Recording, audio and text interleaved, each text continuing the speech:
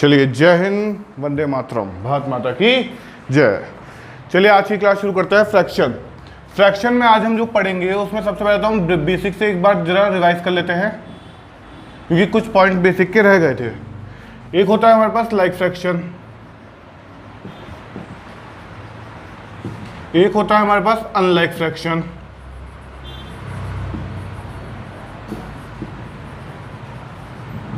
और एक होता है हमारे पास यूनिट फ्रैक्शन।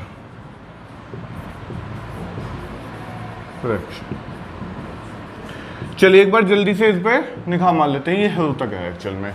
देखिए, लाइक फ्रैक्शन वो होगा जिसमें हमारा डिनोमिनेटर यानी नीचे वाला हर, जो नीचे वाला होता है, अंश होता है ऊपर वाला और हर होता है नीचे वाला, न्यूमरेटर एंड डिनोमिनेटर। ठीक है ना। तो इसमें जो हर है यानी डिनोमिनेटर है वो हमेशा बराबर होगा, इक्वल होगा। जैसे मान लीजिए 1/2, 2/2, 3/2, 4/2, 5/2, तो सबके डिनोमिनेटर देखिए 2 2 2 2 बन गए, नहीं बन गए? ये हो गया लाइक फ्रैक्शन। अनलाइक फ्रैक्शन में भैया डिनोमिनेटर सेम नहीं होंगे। अनलाइक फ्रैक्शन में डिनोमिनेटर्स में कुछ ना कुछ बदलाव होता रहेगा, उसमें डिनोमिनेटर सेम नहीं होंगे। बिल्कुल सिंपल सा कॉन्सेप्ट है, ये समझ में आया? लाइक में डिनोमिनेटर सेम होंगे और अनलाइक में डिनोमिनेटर सेम नहीं होंगे।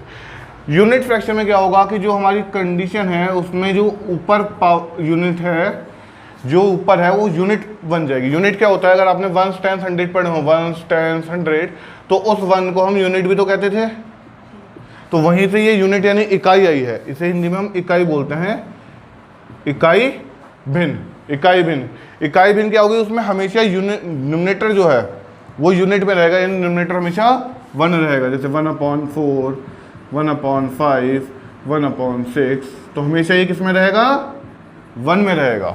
तो आपका यूनिट फ्रैक्शन में क्या हुआ? न्यूमरेटर हमेशा यूनिट यानी 1 में रहेगा। पहले आप ये 3 फटाफट नोट कीजिए, उसके बाद आज का हमारा जो टॉपिक है मेनली हम वो शुरू करेंगे।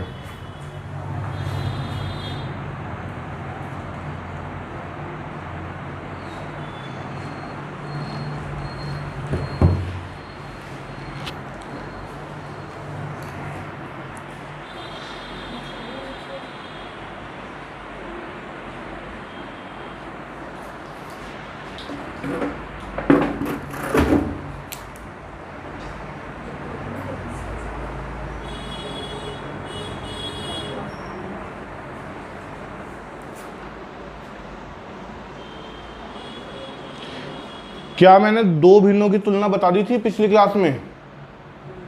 2 भिन्नों की तुलना बता दी थी। चलिए एक बार रिपीट करा दो, पिछली क्लास में केवल आप ही बैठे हैं, बाकी सारे इस क्लास में नए हैं। ऑनलाइन वालों को भी नहीं कराई थी मैंने। तो एक बार पिछला काम जो है एक बार रिवाइज करा रहा हूँ। उसमें 2 भिन्नों की तुलना है ना।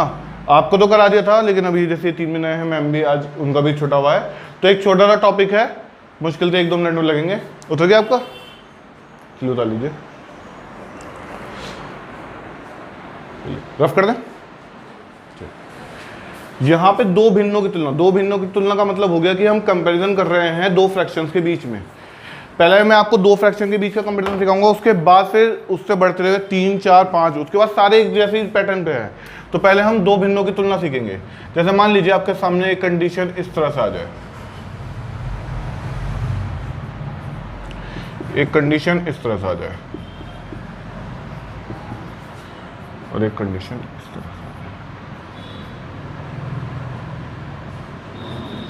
अब बड़े ध्यान से देखिए, यहां पे क्या है, हमारा हर बराबर हो रहा है। देख लीजिए ध्यान से, नीचे वाला नंबर बराबर है ना, हर बराबर है। तो जब भी हर बराबर होगा, हर समान होगा यानी डिनोमिनेटर बराबर होगा, तो हम क्या करेंगे? न्यूमरेटर में ये देखेंगे कौन बड़ा है, 1 बड़ा है या 3 बड़ा है, तो ऑटोमेटिकली इसको बड़ा कर देंगे। ठीक है, इतना क्लियर है।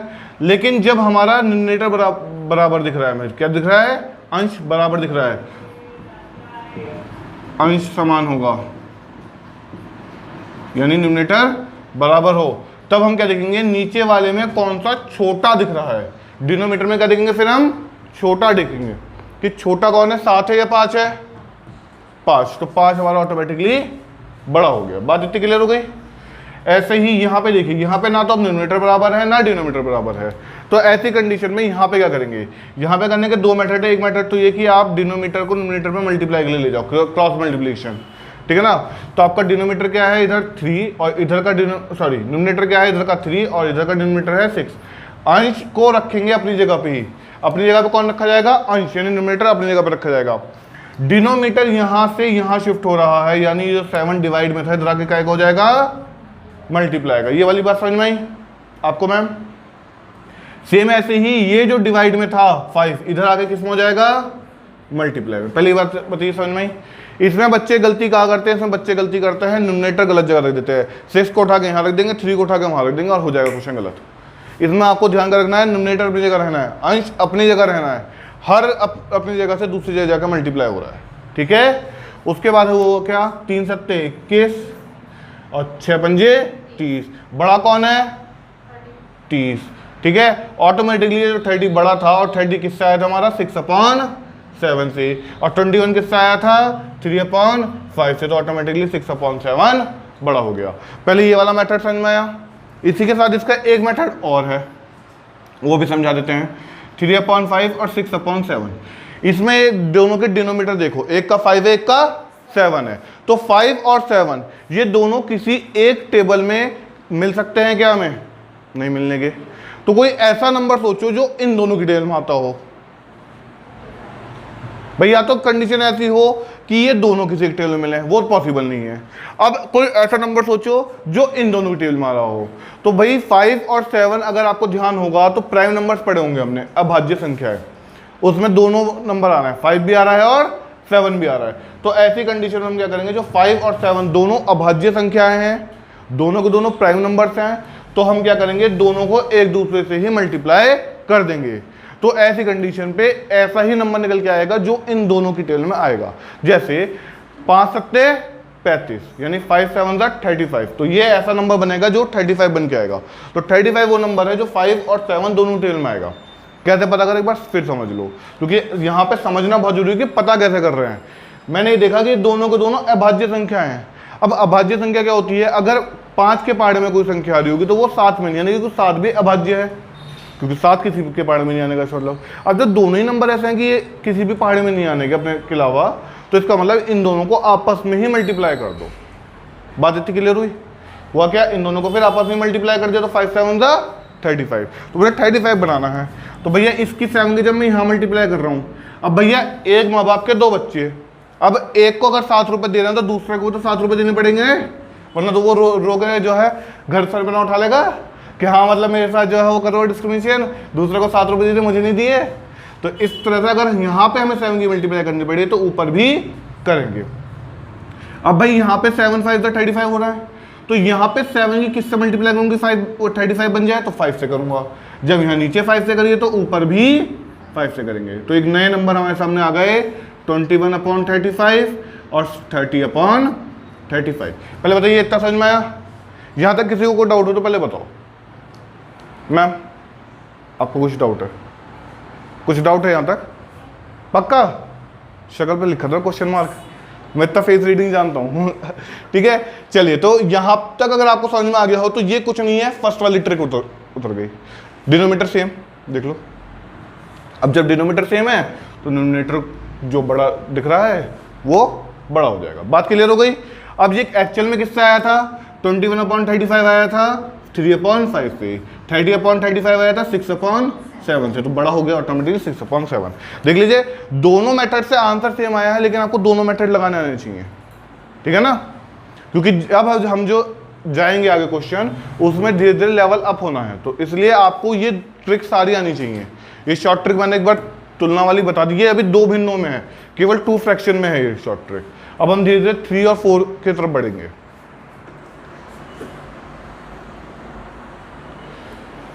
ये था आपका टाइप 1, चाहे इसके ऊपर आप टाइप 1 डाल दीजिएगा। अब टाइप 2 की तरफ चलेंगे। ऑनलाइन बच्चे भी स्क्रीनशॉट ले सकते हैं।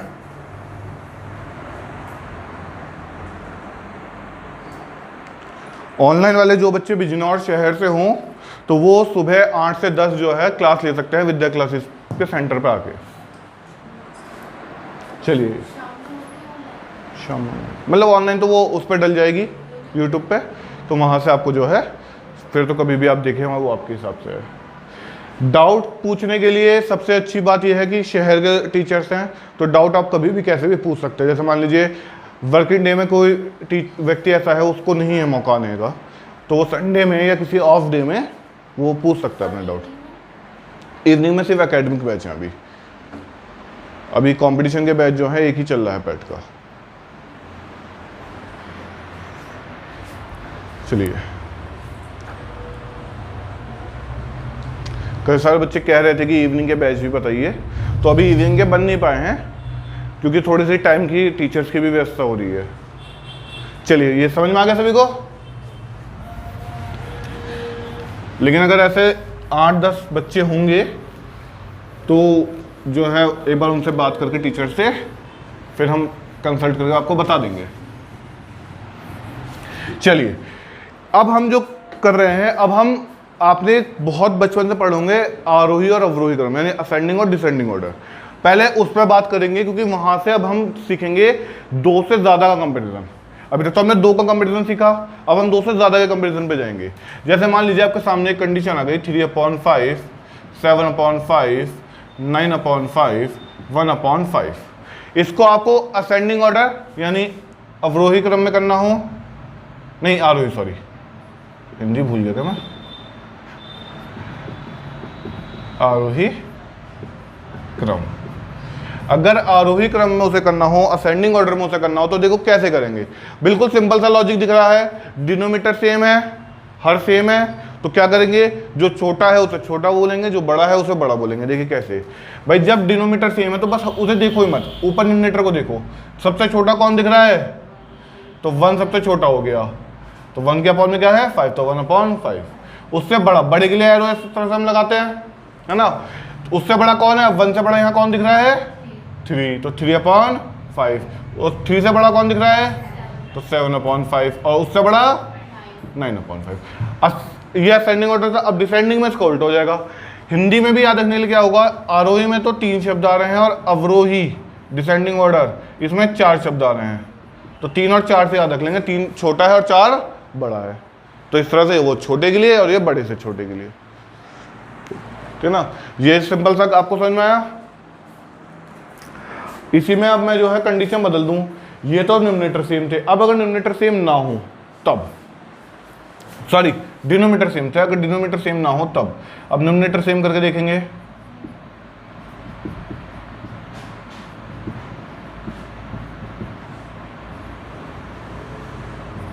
इस तरह से। अब ध्यान से देखिए, न्यूमरेटर सेम है इस बार, पिछली बार डिनोमिनेटर सेम थे, इस बार न्यूमरेटर सेम है, तो क्या करेंगे, इस बार जो छोटा दिख रहा है एक्चुअल में वो सबसे बड़ा हो गया। और मैं लगा भी अवरोही क्रम रहा हूं, चलो मैं अवरोही क्रम भी लगा देता हूं यहाँ पे, डिसेंडिंग ऑर्डर यानी बड़े से छोटा। तो देखिए कैसे होगा, ध्यान से देखिए, अगर आपका ये सारे डिनोमिनेटर बराबर हैं तो डिनोमिनेटर में जो सबसे छोटा दिखेगा वो क्या हो जाएगा, एक्चुअल में सबसे बड़ा हो जाएगा। अभी बताया ना कि जहां न्यूमरेटर सेम होते हैं तो डिनोमिनेटर में छोटे को बड़ा कर देते हैं, तो यहाँ सबसे छोटा 5 है, 3 है, 1 है, 6 है, 1, तो 4/1 एक्चुअल में हमारा सबसे बड़ा हुआ।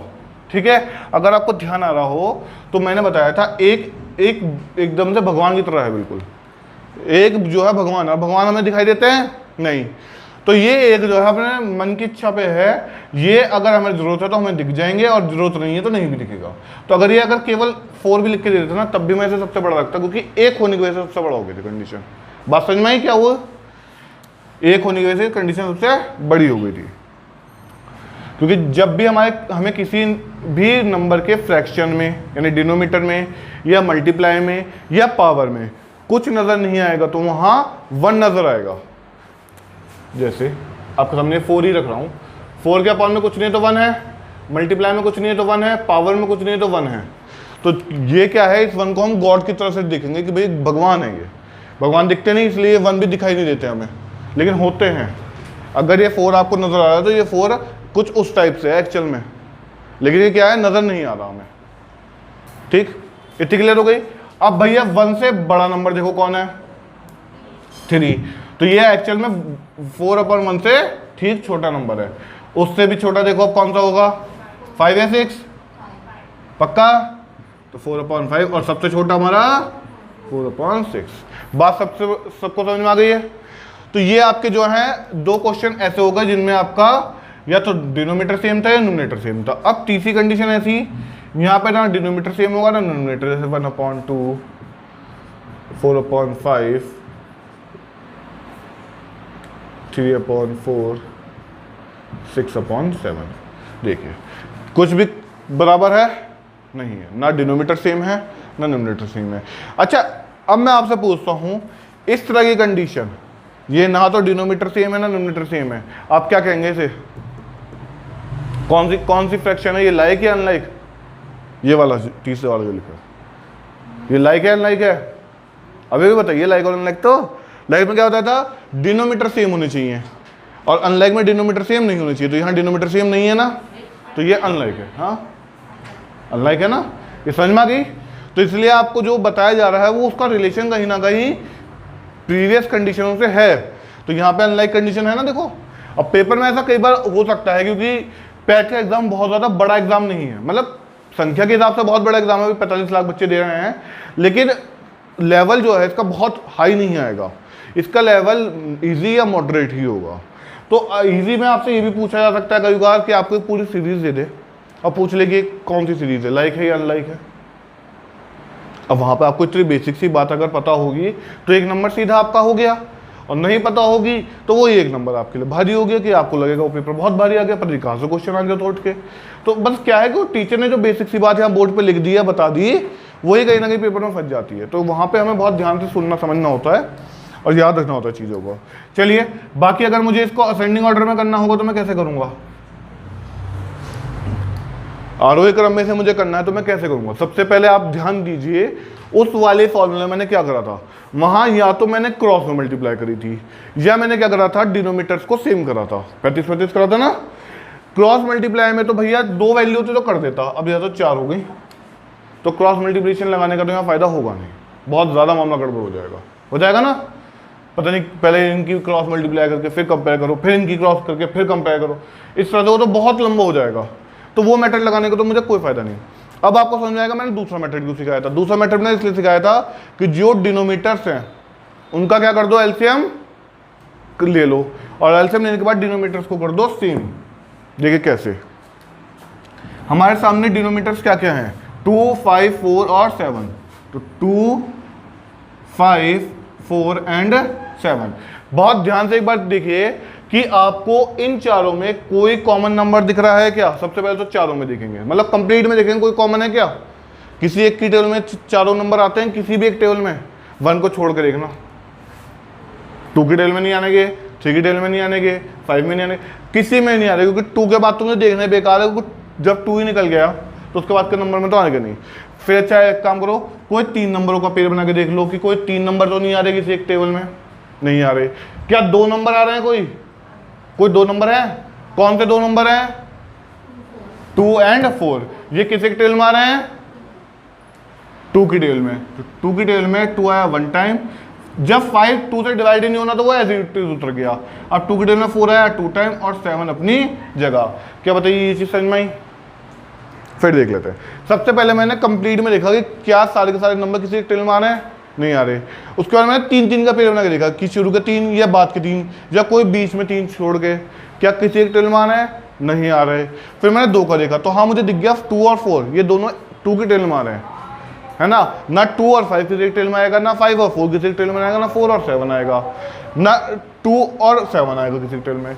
तो ये क्या हो रहे हैं, आपका केवल 2 और 4 एक ही नंबर है जो 2 की टेबल में आ रहा है। तो मैंने 2 की टेबल से दोनों को डिवाइड कर दिया। अब क्योंकि 5 और 7 2 से डिवाइड होने नहीं थे तो वो ऐसे ही उतर गए। यहाँ तक क्लियर हो गया। अब आगे क्या कह रहा है भैया, यहाँ पे अब तीनों नंबर बड़े ध्यान से देखो। 1 का तो अब हमें देखना नहीं, 1 तो हमें लाना होता है आंसर, वो तो अब हमें देखना नहीं। अब 5, 2 और 7 को बड़े ध्यान से देखो। क्या ये तीनों के तीनों नंबर आपको प्राइम नहीं नजर आ रहे? अभाज्य संख्या है, अभी आपने प्राइम नंबर्स नहीं पढ़े, है ना। चलिए, वैसे विद्या क्लासेस का अपना एक चैनल है, विद्या क्लासेस बिजनौर के नाम से, आप एक बार उसको उस पर जाके प्रीवियस वीडियो में देख सकते हैं, है ना। और अगर वो तब भी समझ में नहीं आया, आज आप देख लेना, जब भी आपको मौका लगे तो आप कल मुझसे पूछ लेना, मैं कल, वैसे कल की तो जहाँ तक ऑफ रहेगा, कल का तो रक्षाबंधन है ना, कल का तो ऑफ रहेगा। अभी चलो उस पर डिस्कस कर लेंगे। वैसे तो जहाँ तक कल का तो ऑफ रहेगा ही रहेगा, क्योंकि मैं भी कल मनाऊंगा रक्षाबंधन, और भी जहाँ तक पवित्र भी कल ही मनाएंगे। चलिए, तो अभी परसों की छुट्टी के बारे में डिस्कस कर लेंगे। तो ये तीनों के तीनों अभाज्य संख्या है, और जब तीनों अभाज्य अपनी टेबल में तो आएंगी, लेकिन दूसरे की टेबल में नहीं आएंगी। तो भैया मैंने एक बार 5 को 5 से कर दिया 1 टाइम, 2 और 7 उतर गया। फिर एक बार 2 को 1 टाइम कर दिया, 7 अपनी जगह उतर गया। फिर एक बार 7 को कर दिया। यहाँ तक कोई दिक्कत? अब यहाँ पे हम बात सीधी सीधी समझते हैं। 2 5 ज़ा 10, 10 2 ज़ा 20, और 27 ज़ा, बताइए भैया, 140। देखिए देखिए, कुछ नहीं हुआ। 2 पंजे 10 है ना, और 5, जब 2 पंजे 10 हुआ, यहाँ 10 हो गया था ना। अब 10 की 2 से करेंगे तो 10 दूनी 20। अब 20 को मत देखिए, आप 20 का सिर्फ 2 उठाइए, और 2 सत्ते, और 20 के लास्ट में 0 छोड़ के आए थे भाई हम, वो लगा दो भैया, हो गया 140। क्या ये बात समझ में आई? तो इन सबका एलसीएम कितना आया? 140 140। बताइए, यहाँ तक कोई दिक्कत हो तो बताइए, बेझिझक हो गए, कोई दिक्कत? समझ में आ गया? चलिए, मैम इधर आपको समझ में आ गया? चलिए, अब इसके आगे हम कुछ नहीं कर रहे, बहुत बेसिक सी ट्रिक है भैया। 2 की टेल में 140 कौन सा नंबर पाएगा? कुछ मत करो, यहां से एक 2 हटा दो, हटा दिया। अब जो यहां पे नंबर दिख रहे हैं उनके मल्टीप्लाई कर दो। 5 2 ज़ा 10, 7 ज़ा, हो गया, तो 70 आ गया। तो 1 मल्टीप्लाई बाय 70, ऊपर वाले न्यूमरेटर में मल्टीप्लाई कर देंगे, ठीक है। 5 की टेल में 140 देखो, तो कुछ मत करो, फिर 5 को हटा दो यहाँ से। क्या दिख रहा है? 2 × 2 × 7, तो 2 2 ज़ा, और 4 7 ज़ा, 4 7 ज़ा 28। ऐसा मत करो भाई, ऐसा मत करो, बिल्कुल भी मत करो। अब 4 की टेल में 140 को देखेंगे, तो सर 4 की टेल में 140 थोड़ा कंफ्यूजिंग हो रहा है। तो आप ये देखिए 2 2 ज़ा, क्योंकि हमें डायरेक्ट 4 नहीं दिख रहा, लेकिन हमें 2 2 ज़ा 4 दिख रहा है, तो ये दोनों को हटा दो। बचा क्या? 5 7 ज़ा, नहीं आया समझ में? देखिए, मुझे यहाँ 4 देखना है, तो मैंने देखा 4 कैसे बनेगा। भैया 4 तो कहीं दिख नहीं रहा, तो 4 बनेगा कैसे? तो 4 बनेगा कैसे? 2 2 ज़ा 4, बचा क्या? 5 और 7 बचा, कर दो मल्टीप्लाई, 35 आ गया। तो बस 3 मल्टीप्लाई बाय 35। अब आगे देखिए 7, तो 7 को हटा दो, ऊपर क्या बचा? 2 5 ज़ा 10, और 10 2 ज़ा 20, तो 20 मल्टीप्लाई बाय 6। पहले बताइए, यहाँ तक किसको समझ में नहीं आया? कहीं भी कोई डाउट हो तो बिल्कुल बेझिझक होकर पूछिए, ठीक है ना। यहाँ पे क्योंकि हमें पता है बच्चों को कई बार मैथ छोड़े बहुत ज़्यादा लंबा समय हो जाता है, तो बहुत बेसिक बेसिक चीज़ें कई बार भूल जाते हैं। तो ऐसी कोई दिक्कत की बात नहीं है। जहाँ भी ऐसा लगे कि सर ये चीज़ कहाँ से आई, कुछ पूछना चाह रहे हैं आप? ठीक है, अगर कहीं पे कुछ भी डाउट लगे तो आराम से पूछिएगा। यहाँ पे कोई ऐसी वो नहीं है कि सर ऐसा कुछ कहेंगे वैसा कुछ कहेंगे, भाई वो तो हंसी मजाक की बात है अपनी, क्योंकि बच्चों को हंसते भी रहना चाहिए। अब 1 की 70 से करी, तो भैया किसी भी नंबर की 1 से मल्टीप्लाई करते हैं तो वही नंबर आएगा। तो भैया 71 या 70 आ गया। अब ये थोड़ा सा मुश्किल है हमारे लिए, 28 की 4 से करने के 2 तरीके हैं। या तो आप उठाओ ऐसे पेन और करो ऐसे मल्टीप्लाई कि 4 8 ज़ा 32 का 2 कैरी हुआ 3, 4 2 ज़ा 8 और 3 11, या तो ऐसे करो, है ना, या फिर माइंड में करो। अब माइंड में कैसे करेंगे? माइंड में कुछ मत करो, अपने ऊपर लिखो 28 और नीचे मल्टीप्लाई बाय 4, लिख लिया। माइंड में करना सीखेंगे, माइंड में करेंगे। अब हुआ क्या? 4 की जब हमने 8 से करी तो कितना हुआ? 32। 2 को उतार लो, उंगलियों पे उतार लिया, बचा क्या? 3, ऊपर कैरी छोड़ दो। अब 4 की 2 से करने जा रहे हैं ना, तो हुआ 8 में वो 3 ऐड करो, तो कितना हुआ? 11। तो 11 तो पहले आया और हमने 2 उंगलियों पे रोक रखा था, वो बाद में आया। बात समझ में आई? तो थोड़ा सा माइंड में मल्टीप्लाई करने की कोशिश करना, वरना भैया कॉपी पेन वाली तो आती है ना। लेकिन अच्छा ये है क्योंकि हमारा धीरे धीरे फोकस इस बात पे है कि भाई अभी जब आप आए हैं तो कॉपी और पेन लेकर आए हैं और कॉपी पे हर एक चीज़ नोट कर रहे हैं। लेकिन जब आप यहाँ से पेपर देने जाएं तब तो आपकी स्थिति ये हो कि वहाँ पे कॉपी पे पेन आपको कम से कम लगाना पड़े। वहाँ पेपर मिलता है जो रफली, उस पर कम से कम मैथ के पोर्शन में पेन लगाना पड़े, ज़्यादातर पोर्शन मैथ का आंखों से देख के सॉल्व हो जाए। तो ऐसी कंडीशन कब होगी, जब हम थोड़ा मैथ में प्रैक्टिस ज़्यादा करें, क्योंकि मैथ प्रैक्टिस बहुत ज़्यादा मांगती है। वैसे हर सब्जेक्ट प्रैक्टिस मांगता है, लेकिन मैथ ज़्यादा मांगती है। चलिए अब ऐसे ही अगला करने की कोशिश करेंगे। भैया 35 की 3 से करेंगे, तो फिर देखिए 3 5 दा, आपने शायद आंसर सही बोला था, हाँ वेरी गुड। तो एक बार कर लेते हैं, 3 5 दा 35 का 5, उंगलियों पर रख लिया हमने 5, बचा क्या 1, ऊपर कह दीजिए। अब 3 3 दा और 1, तो 10 तो वो लिखा, और मैंने हाथ पे क्या रखा था उंगलियों पे 5, तो वो 5 आ गया, तो 105। मैम ने बिल्कुल सही आंसर बताया था। अब भैया इसके लिए कुछ मत करो, लास्ट का 0 छोड़ दो, और 6 2 दा 12। क्या ये बेसिक मैथ समझ में आने लग गई? अब कुछ मत करो, आपको दिख रहा है आराम से कौन बड़ा है और कौन छोटा है। ये देखो आपको असेंडिंग में निकालना है या डिसेंडिंग में निकालना है, तो निकाल देंगे। तो देखिए हमारा असेंडिंग ऑर्डर है ना, तो भैया सबसे छोटा कौन दिख रहा है 70, तो 70/140। उससे बड़ा कौन दिखाई दे रहा है 105/140। उससे बड़ा कौन दिखाई दे रहा है /140, और सबसे बड़ा कौन दिखाई दे रहा है /140। लेकिन सर ये तो पेपर में आंसर ही नहीं दिखने का, हमें पेपर में आंसर नहीं मिलने का, पेपर में आंसर मिलेगा ये। तो अब हमें ये देखना है कि ये फॉर्म किसकी है। तो 70 वाले नंबर ढूंढो, सबसे पहले से आ रहा है, और सबसे पहली फॉर्म है 1/4, वो सॉरी 1/2 है ना। सबसे पहली फॉर्म देखो ध्यान से, 1/2 की है। उससे बड़ा कौन होगा 105, कहाँ आ रहा है तीसरे नंबर पे, तो तीसरे नंबर की फॉर्म है 3/4। उससे बड़े पे आओ 112, दूसरे नंबर से आ रहा है, तो दूसरे नंबर पे क्या है 4/5। उससे बड़ा क्या है 120, तो 120 कौन सा नंबर पर है 6/7। ये अभी तक बहुत बेसिक सा काम हो गया।